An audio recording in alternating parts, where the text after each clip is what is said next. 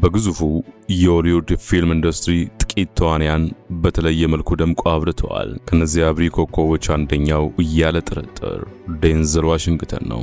እንዲህ በስኬት ማማ ላይ ተረማመደው ግን ሁሉም ነገር አልጋ ባልጋ ሆኖለት አልነበረም። እንደ ወርቅ ተፈትኖ በማለፍ እንጂ። ተዋናይ፣ ዳይሬክተርና ፕሮዲውሰሩ ዴንዘል ማልኮም ኤክስ፣ ፌንሰስ፣ ትሬኒንግ ዴይ፣ ዘ ኢኳላይዘር እና ሌሎች በርካታ ድንቅ ፊልሞች ላይ ድንቅ የትወና ብቃቱን ያሳየም የኦስካር ሽልማትንም የተቀዳጀ ሰው ነው። በሌላ በኩል ደግሞ ቤተሰቦቹ ፍቺ የፈጸሙት የ14 ዓመት ታዳጊ ሳለ ነበር። የቤተሰብ ፍቅር ማጣት ባህሪውን በብዙ መልኩ ቀይሮት የለየለት ዱርዬና ተደባዳቢ ሆኖም አሳልፏል። ቀጥሎም የእናቱ መሞትና ከአባቱ ጋር የነበረው መጥፎ ግንኙነት ሕይወትን አክብዶበታል። ከሁሉም በላይ ወደ ፊልሙ ኢንዱስትሪው ከገባበት ጊዜ አንስቶም በቆዳ ቀለሙ የተነሳ በርካታ የዘረኝነት ጥቃቶችን አስተናግዷል። One of the greatest actors of all time, Denzel Washington is the first black actor to have received 2 Academy Awards. But his childhood wasn't all glitz and glamour. Denzel's parents divorced when he was just 14 years old, and he was sent off to military boarding school, which he says saved his life.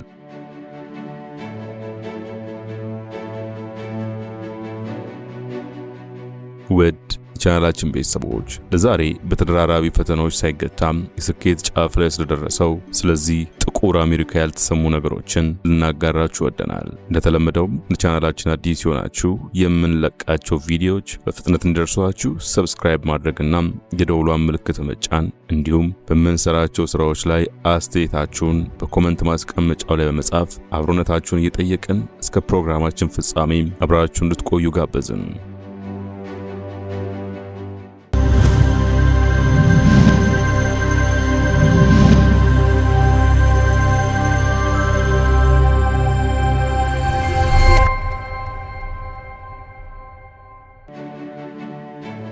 ዴንዘል ዋሽንግተን እንደ አውሮፓውያኑ የዘመን ቀመር ታህሳስ 28 1954 ነበር ወደዚች ዓለም የመጣው።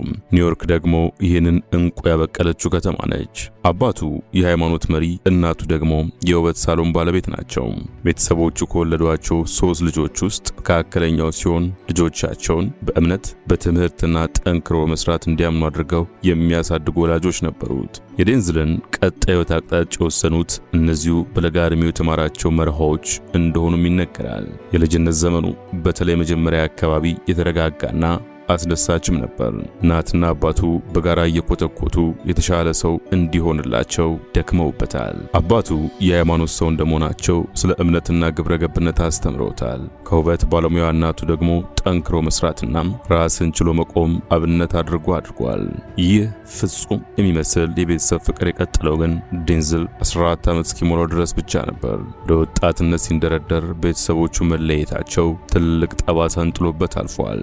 የእሳትነት ዘመኑን መክሮ የሚገራም ተረጋጋ ቤተሰብ በሌለበት ሁኔታ ማሳለፉ ከእድሜው ጋር ለሚመጡት ኃይለኝነትና ጸበኝነት ዳረጉት። ይህን ጊዜ እናቱ በስነ ምግባር የታነጸ ወጣት እንዲሆን በማሰብ በኒውዮርክ የጦር አካዳሚ እንዲገባ አደረገች። ስነ ምግባር፣ ኃላፊን ማክበርና ጠንካራ የሥራ ባህልን በአካዳሚ ቆይታው በሚገባ ቀሰመ። የጦር አካዳሚ ትምህርቱን ካጠናቀቀ በኋላ እንደገና ወደ ትምህርት ቤት ተመልሶ ስፖርቱን፣ ድራማውን፣ ሙዚቃውን ሁሉንም ሞካክሯል። የሁለተኛ ደረጃ ትምህርቱን አጠናቆ ዩኒቨርሲቲ ሲቀላቀል ደግሞ መጀመሪያ መማር የጀመረው ጋዜጠኝነትን ቢሆንም በኋላ ቀሪ ዘመኑን ወደ ነገሰበት ትወና ዘንብሏል። በዩኒቨርሲቲ ቆይታው ብዙ ቲያትሮች ላይ ተሳትፏል። ለመድረክ ተፈጥሮ የቀባችሁ መሆኑን ያኔ ገና የተረዱት ብዙ ነበሩ። በ1977 ከፎርዳም ዩኒቨርሲቲ በድራማና ጋዜጠኝነት ዲግሪውን ይዞ ከወጣ በኋላ በሳን ፍራንሲስኮ ደግሞ ሌላ የቲያትር ኮርስ በመውሰድ ራሱን ለትወና ሙያ የሚገባ ብቁ አድርጓል። ኮርሱን ጨርሶ ወደ ኒውዮርክ ከተመለሰ በኋላ ደግሞ የተማረውን ወደ ተግባር የሚለውጥበት ሰዓት ደርሶ ነበርና በተለያዩ የመድረክ ስራዎች ላይ ብቅ በማለት ሁለገብ ተዋናይ መሆኑን አስመሰከረ። በብዛት ሲሰራ የነበረው የመድረክ ቲያትሮችን ስለነበር የተመልካችን ስሜት መቆጣጠር ላይ የተካነ እንዲሆን አግዞታል። 1970ዎቹ መጀመሪያ ላይ ደግሞ ወደ ቴሌቪዥን ድራማዎች ብቅ ማለት ጀመረ። ቀድሞ በተመልካች ፊት መድረክ ላይ ማፍታታቱም በካሜራ ፊት መተወን ሙዝ የመላጥ ያህል እየቀለለ እንዲሆንለት አግዞታል። በ1981 ታዲያ የመጀመሪያ ፊልም የሆነውን ካርቦን ኮፊ ለመስራት ችሏል። የኮሜዲ ዘውግ ያለው ይህ ፊልም ዴንዘል ከፊልሙ ዓለም ጋር እንዲተዋወቅ በር የከፈተለት ነበር። ፊልሙ ብዙ ተመልካችን ያመጣ ባይሆንም ለዴንዘል ዋሽንግተን ግን በርካታ በሮችን ወለል አድርጎ ከፍቶለታል።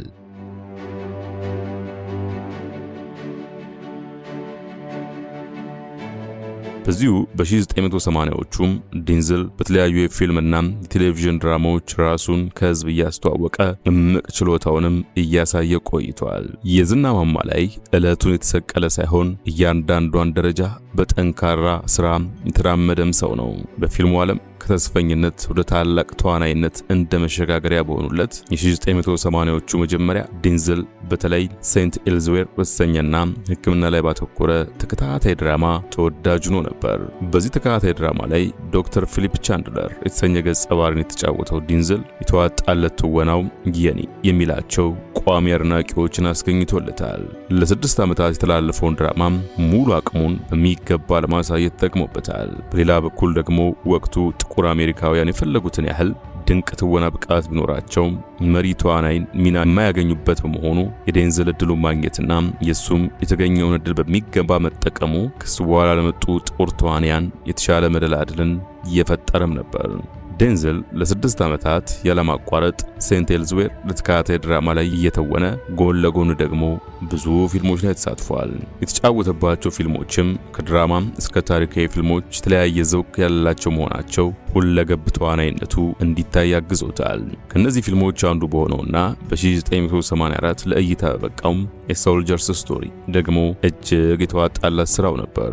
ለዴንዘል ስኬታማ ትወና ህይወት እስካሁን መጣባቸው መንገዶች ሁሉ የራሳቸው አበርክቶ እንዳላቸው ሆኖ ሲኒማውን ነቅንቆ የዝና ጫፍ ላይ የተሰቀለው ግን በ1987 ዓ.ም በተሳተፈበት ክራይ ፍሪደም በተሰኘ ፊልሙ ነበር።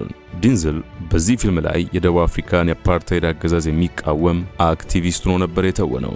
በዚህ ፊልም ላይ ባሳየው እንከን የለሽ አተዋወን ክህሎቱ አካዳሚ አዋርድ ላይ በምርጥ ረዳት ተዋናይነት እስከ መታጨት አድርሶታል። ይውቅና የትኛውን ፊልም ላይ የመተወን የትኛውንም ገጸ ባህሪ የመጫወት ብቃት እንዳለው አስረግጧል። የነብርን ጭራ ይዙ ከያዙም አይለቁም ነውና ወደ ስኬት የተንደረደረው ዴንዘል በ1989 ደግሞ ግሎሪ በተሰኘ ፊልም ድንቅ ችሎታውን ደግሞታል። በፊልሙ ላይ በባርነት አሜሪካ ሄዶ ከዛም ብርቱ ወታደር የሆነ ገጸ ባህሪን የተጫወተ ሲሆን ከ2 ዓመት በፊት እጩ ሆኖ በቀረበበት የአካዳሚ አዋርድ ለመጀመሪያ ጊዜ አሸናፊ ለመሆንም በቅቷል። ግን ብርቱ ሰው ገና እየጀመረ ከእምቅ ችሎታው ገና በትንሹ እያሳየ ነበር።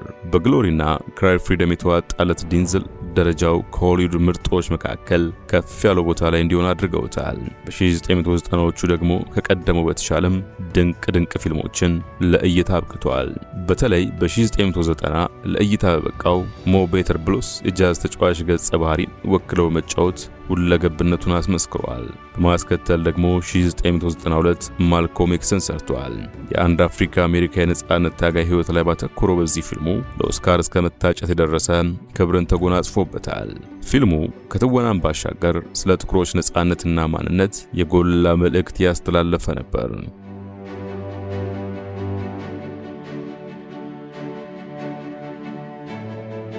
በ1993 ፊላደልፊያ በተሰኘ ድራማዊ ፊልም ላይ ጠበቃ በመሆን እንዲሁም በ1995 ደግሞ ክሪምሶን ታይድ በተሰኘ የአክሽን ፊልም ላይ ደምቆ ታይቷል። የተመልካችን ስሜት ሰቅዞ መያዝ ወደር የለሽ ተዋናይም ሆነ። በእነዚህ ጊዜያት የሰራቸው The Pelican Brief እና Courage Under Fire በዝና ላይ ዝና የደረቡለት ሌሎች ፊልሞቹ ነበሩ። ከዚህ በኋላም ታላላቅ ዳይሬክተሮችና ፕሮዲውሰሮች አድነው የሚያስተውኑት በታላላቅ ፊልሞች ላይ መሪ ተዋናይነትን በቀላሉ የሚሰጡት ሰው ሆነ። ኦስካርን ጨምሮ በፊልሙ ዓለም ያሉትን ታላላቅ ሽልማቶችን ጠራርጎ በልቷል። በ1999 ደግሞ በሐሰት ግድያ ክስ የተመሰረተበት የቦክስ ስፖርተኛ ላይ በሚያጠነጥነው ፊልሙ ባሳየው ድንቅ ብቃት በምርጥ ተዋናይነት የጎልደን ግሎብ ተሸላሚ ሲሆን ለአካዳሚ አዋርድ እጩነትም አብቅቶታል። ከፈረንጆቹ ሚሊኒየም በኋላ ደግሞ 2001 ላይ ትሬኒንግ ዴይ በተሰኘ ፊልም በሌላ ገጸ ባህሪ ብቅ ብሏል። በፊልሙ ላይ መርማሪ አሎንዞ ሃሪስን ወክሎ የተጫወተው ዴንዘል ከዚህ ቀደም ከሰራባቸው የጀግናና መልካም ገጸ ባህሪያት በተቃረነ መልኩ አጫሽና እኩይ ገጸ ባህሪን ወክሎ ነበር የተጫወተው። ይሄኛው ገጸ ባህሪም ቢሆን በሚገባ መወጣት የሚችለው እንደሆነ ባስመሰከረበት ፊልም ምርጥ ተዋናይነት የሁለተኛውን የአካዳሚ አዋርድ ሽልማት መቀዳጀት ችሏል። በወቅቱ አካዳሚ አዋርድን ያሸነፈ ሁለተኛ አፍሪካ አሜሪካዊ ተዋናይ ነበር። ሪሜምበር ዘ ታይታንስ፣ ጆን ኪው እና ማን ኦን ፋየር ከ2000 እስከ 2004 ባሉት ዓመታት ዴንዘል ዋሽንግተን ተውኖባቸው ከተወደደባቸው ፊልሞች መካከል ሌሎች የሚጠቀሱለት ናቸው። ሁለገቡ የጥበብ ሰው ትወናን እስከ ጥግ ድረስ ከተጠበበባት በኋላ ወደ ፊልም ዝግጅቱም ጎራ ብሏል። በ2002 ለእይታ የበቃው አንቶን ፊሸር ደግሞ ዴንዘል የፊልም ዝግጅትን አሃዱ ያለበት የበኩር ስራው ነበር። በእውነተኛ ታሪክ ላይ በተመሰረተው የፊልም ሰውየው ከድንቅ ተዋናይነቱ በዘለለ ጎበዝ አዘጋጅ እንደሆነም እያስመሰከረበት ሆኖለታል። በ2007 ደግሞ ዘ ግሬት ዲቤተርስ በተሰኘው ፊልም ላይ አዘጋጅም ተዋናይም ሆኖ ተሳትፏል። ስኬታማው ተዋናይ የእርሱ ደምቆ ማብራት ለብዙ ጥቁር አሜሪካውያን መንገድ የጠረገ የስኬት ፋናን ያመላከተም ነበር። የዴንዘል ፊልም ትወናና ዝግጅት ህይወት ነጋሪ የማያሻው ከሩቅ የሚታይ የስኬት ጉዞ ሲሆን የግል ህይወቱም የዚህ ነጸብራቅ ነው። ለቤተሰቡ ቅድሚያ የሚሰጥ ዘመድ ጓደኛ ሰብሳቢና ጠያቂ እንደሆነ ይመሰከርለታል።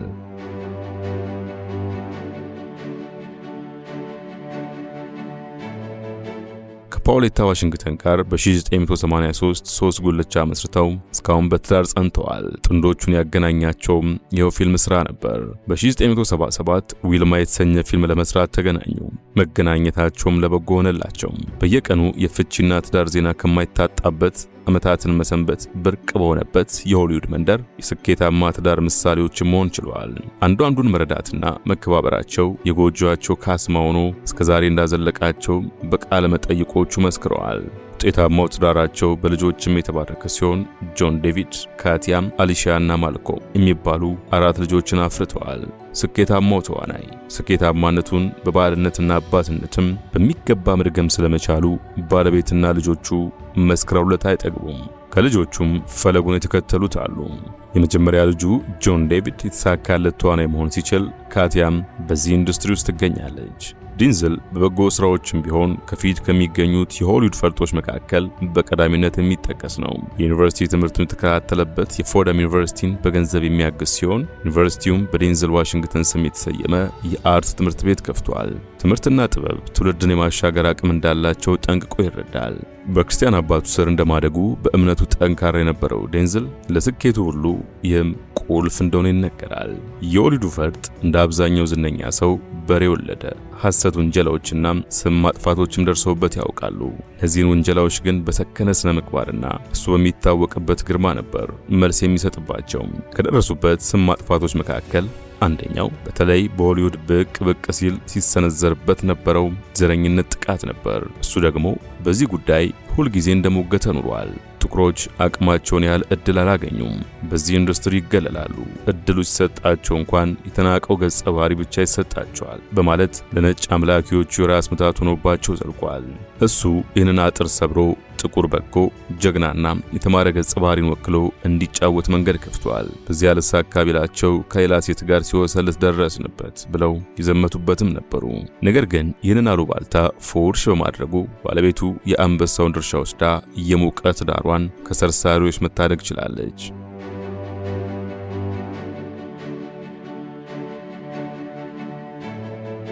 ሰውየው በዚህ ኢንዱስትሪ ከመተወንም ያለፈ ደማቅ አሻራን አሳርፏል። ለጥቁር ተዋንያን ከፍ ብሎ መብረርን አስተምሯል። ሆሊውድ ተንሳፈፈም። የጥቁሮች አግላይነቱን እንዲቀንስ ማድረግም ችሏል። በተወነባቸው ፊልሞች ሁሉ ጥቁሮችን የማያናንቁትን ገጸ ባህሪያት ብቻ እየመረጠ ሰርቷል። በዚህ ድርጊቱ ሆሊውድ ፊልም ሰሪዎችና ተመልካቾች ስለ ጥቁሮች ያላቸውን አመለካከት ቆም ብለው እንዲያጤኑት አድርጓል። ጠንካራ ስራ ባህልና መልካም ስነ ምግባር ለስኬት ቁልፍ መሆናቸውንም በተግባር በተፈተነ ሕይወቱ አሳይቷል። ጀማሪ ተዋንያን ቀርቦ በማገዝና በትወናው እንዲደምቁ በማድረግም የተሳካለት ሰው ነው። ለዚህ አብነት የሚሆነን አንድ ታሪክ አንስተን የዛሬ ጥንቅራችንን እንቋጭ።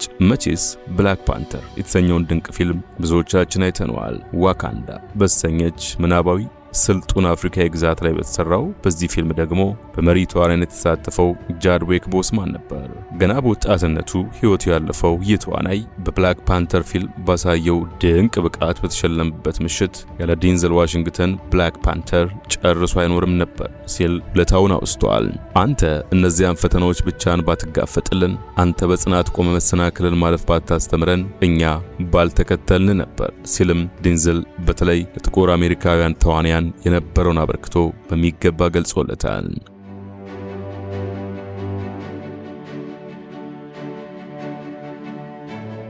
ውድ ቻናላችን ቤተሰቦች ለዛሬ ዝነኛ የሆሊውድ ተዋናይ ዴንዝል ዋሽንግተን በተመለከተ ያዘጋጀነው ተረክ ይህንን ይመስላል። በቀጣይ እንድናቀርብላችሁ የምትሹት ካለ በሐሳብ መስጫ ሳጥኑ ላይ ጻፉልን። ጥያቄዎቻችሁን እናስተናግዳለን። ሰላም ለሀገራችን።